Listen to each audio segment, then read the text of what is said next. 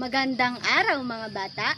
Ngayon, tatalakayin natin ang kwento ng Why the Cricket Chirps na iniulat ni Daniel Erico.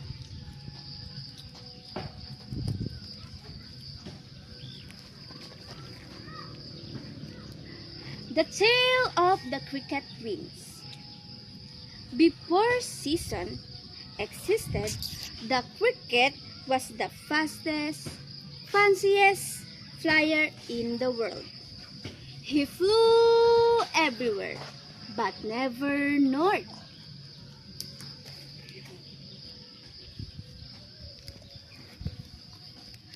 The ant warned him. It was too cold. But the cricket did not listen, because cricket do whatever they want. He flew north that night and landed in the deep snow. The moose came walking over to him very slowly.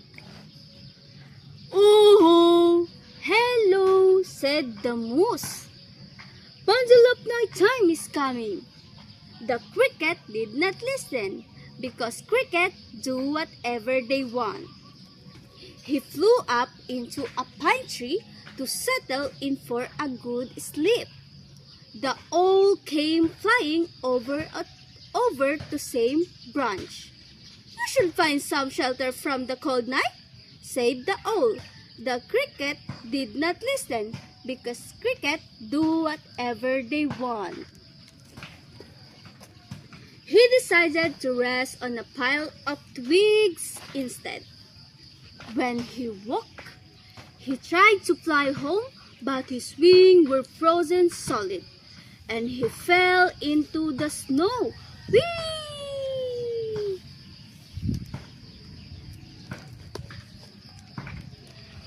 Forced to hop